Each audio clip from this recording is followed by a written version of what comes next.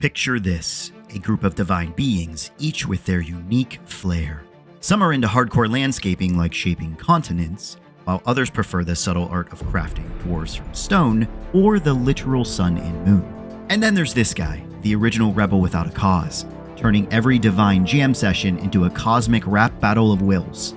I promise that will make sense by the end of the video. In this episode, we explore the hierarchy, powers, and influence of the Valar. Hi folks, this is Eric with Fables of the Fellowship. If you enjoy Tolkien lore coupled with soft-spoken, light-hearted commentary, then this is the channel for you. I upload every week to 10 days, so consider subscribing for more content. You have my heartfelt thanks for being here. In the vast, mythic universe created by Tolkien, the Valar and Maiar stand as monumental figures, divine architects of the world known as Arda. They are the Ainur, known as the Holy Ones or Divine Beings. They chose to enter the world at its inception, shaping its form and destiny with their powers and wisdom. Created from the thought of Eru Iluvatar, the one and only God. They participated in the music of the Ainur, a sublime cosmic symphony that precluded the creation of the physical universe.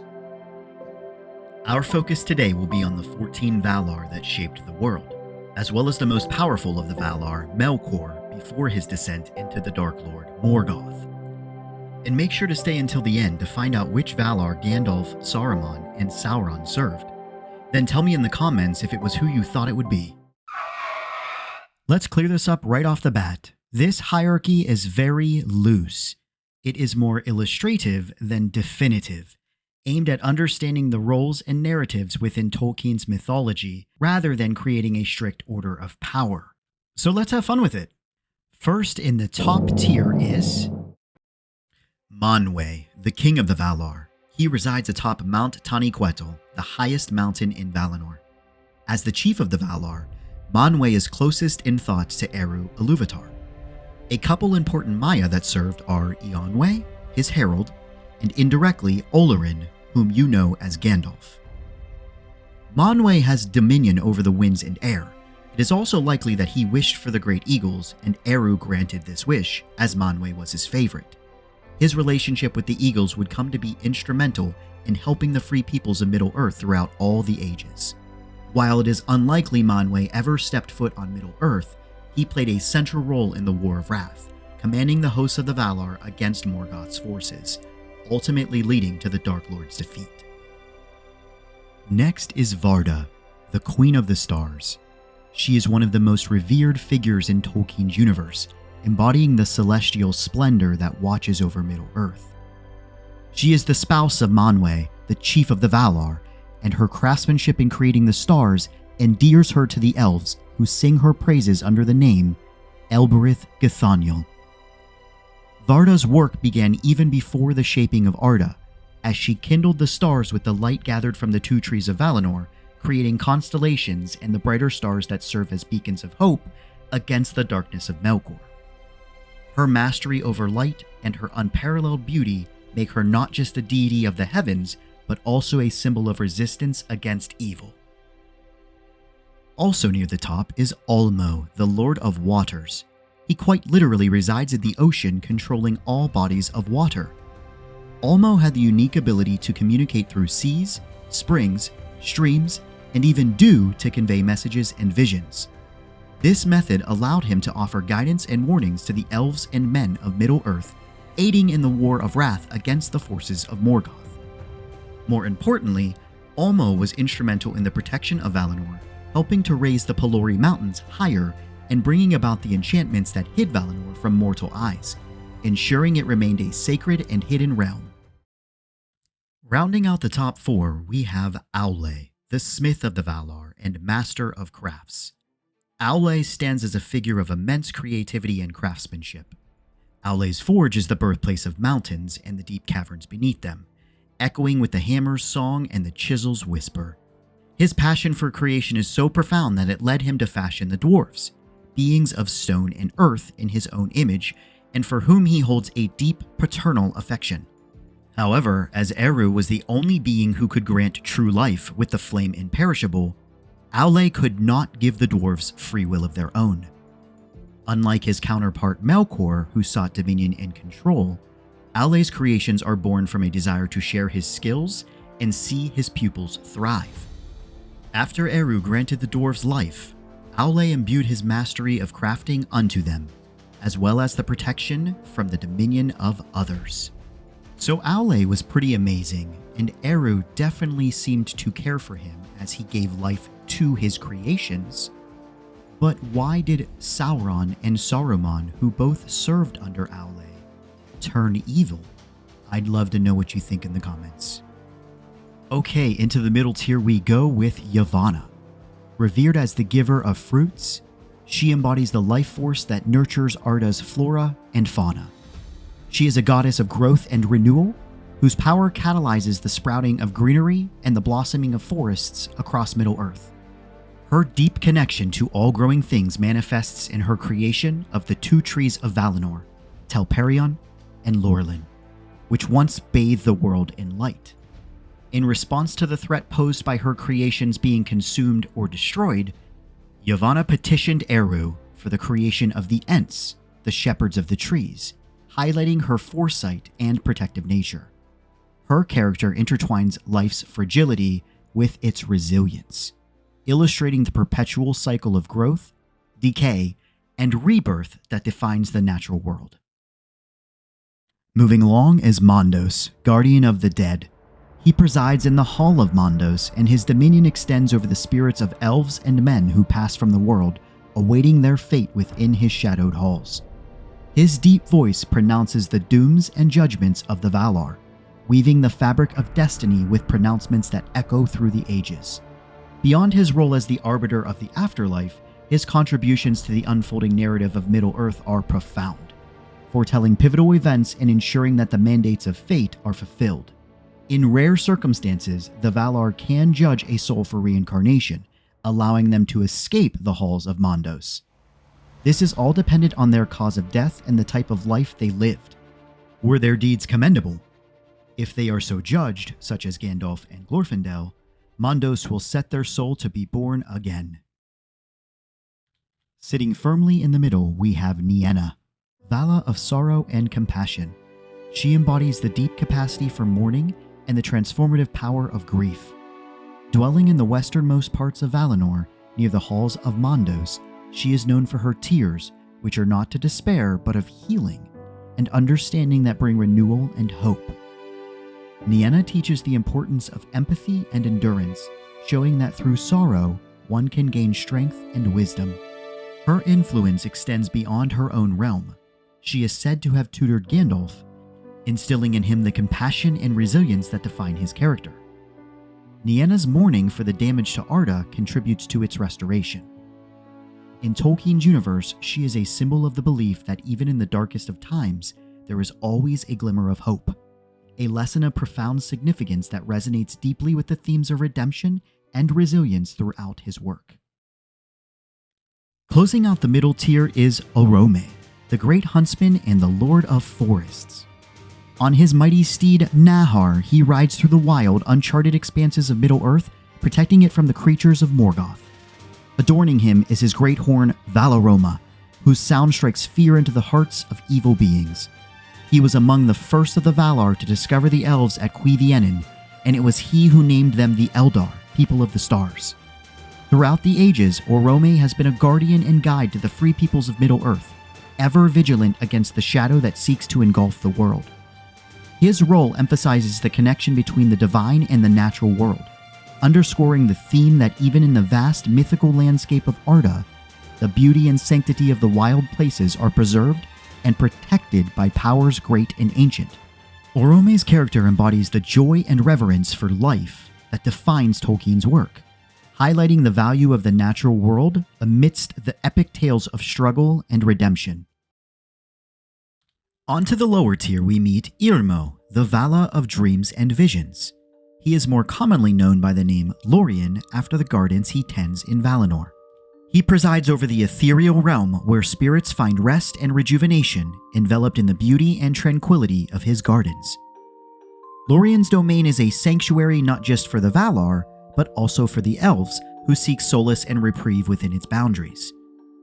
As the Master of Visions, Irmo sends prophetic dreams to guide, warn, and inspire the inhabitants of Middle-earth, shaping the fates of many with gentle whispers in the night. Alongside his spouse Este, Irmo plays a crucial role in the healing of weary souls, offering a place of peace and reflection.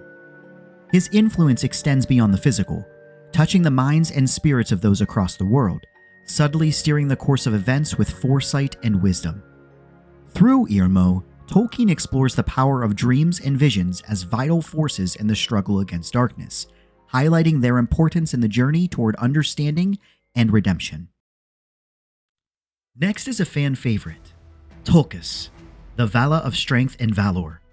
Known for his laughter in battle and unshakable spirit, Tulkas is the champion of the Valar who came to Arda to aid in the first battles against Melkor. With his might and fearless heart, he played a crucial role in the chaining of Melkor, showcasing his unmatched prowess in combat. Tulkas truly instilled fear into Morgath. He is described as being slow to anger, yet formidable when roused, embodying the raw power of the natural world in his unyielding resistance to evil. Unlike other Valar, Tulkas did not possess foresight or concern himself with strategy or subtlety, relying instead on strength and courage to overcome challenges. His arrival in Arda, marking him as the last of the Valar to enter the world, brought hope and a renewed spirit of defiance against the darkness. Tulkas shows us that you can laugh in the face of danger and triumph with enough brute force.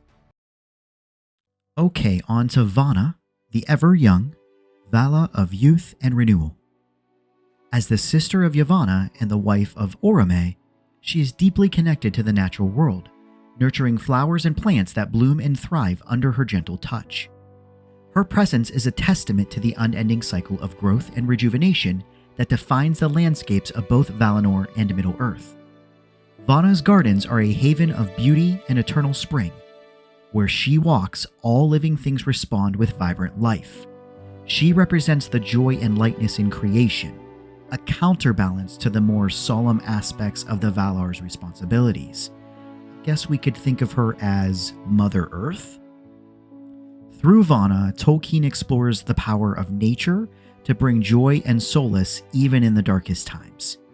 Her role, though not prominent in tales of conflict and power, is crucial in maintaining the harmony and beauty of the world, offering a serene backdrop to the unfolding drama of Arda.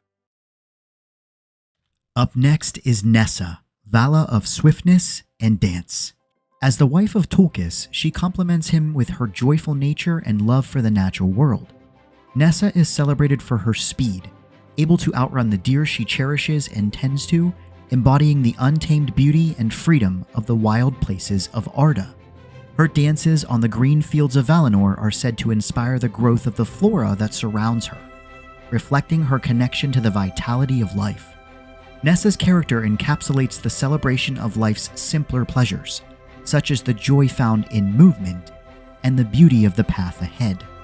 Though she may not stand at the forefront of the Valar's confrontations with darkness, her presence infuses the narratives of Middle-earth with a lightness, demonstrating Tolkien's appreciation for balance between the formidable and the serene.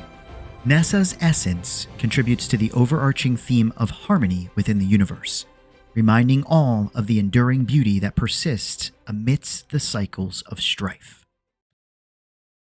Okay, almost there. Meet Vaire, the Weaver of Time. She is tasked with a unique and enduring role, to weave the tapestry of time. Her looms are the archives of history, capturing every deed, both great and small, in the threads of her eternal works. Situated in the halls of Mandos, where the spirits of the departed elves reside, her tapestries adorn the walls, telling the endless stories of Arda's unfolding. Vaire's artistry is not merely a record, but a reflection on the complexity of all events and beings within Tolkien's universe. Through her, Tolkien explores themes of memory, fate, and the significance of storytelling itself. Her work ensures that nothing in the world is forgotten, embodying the idea that history's weight and wisdom are crucial to understanding the present and shaping the future. Think, history is bound to repeat itself. As the wife of Mandos, she contributes to the solemn atmosphere of his halls, providing solace and perspective to the spirits awaiting their fate. Vaire's role underscores the importance of remembrance and the power of recording history, highlighting the belief that every story, no matter how small, contributes to the vast tapestry of the world. Now, to finish off our list, we have Este the Gentle, Vala of Healing. She provides rest and rejuvenation to those wearied by the toils of the world. Dwelling in the peaceful gardens of Lorien alongside her husband Irmo, Este's touch brings renewal to all who seek her. Her powers are subtle yet profound, manifesting not through grand deeds but in the quiet restoration of spirits and bodies. In the lore of Middle-earth, her presence underscores the importance of rest, reflection, and healing, serving as a counterpoint to the more tumultuous narratives of battle and strife. Este's role is a reminder of the strength found in gentleness and the necessity of healing in the eternal struggle against darkness. Her contributions, though less visible, are vital to the balance and well-being of Arda, making her an essential figure in the nurturing aspect of the divine. So that's it. Video's over. There was definitely not some secret bad guy trying to drop his own sick beats when everyone else was singing in harmony. Just kidding. We can't end this video without mention of Melkor, Vala of Darkness and Discord. Melkor, before he invaded Middle-earth and changed his name to Morgath, stood as the first and mightiest of the Ainur created by Eru. Coveting power and dominion above all, Morgoth's descent into evil marks the genesis of malice in Arda, setting the stage for the enduring conflict between the forces of light and darkness.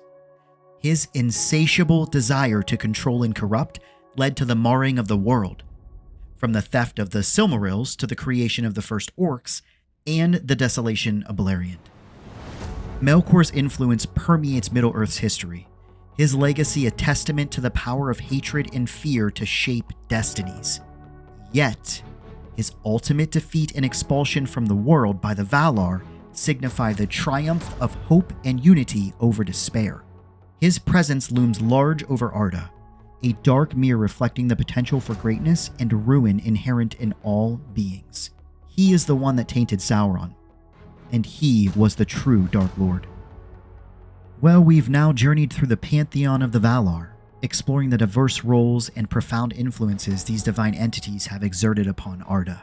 As stewards of Eru's vision, the Valar's legacies are etched into Middle-earth's landscapes and lore, both literally and figuratively, thus inspiring generations of characters and readers alike to seek beauty in the midst of sorrow, strength in the face of adversity, and hope in the darkest of times.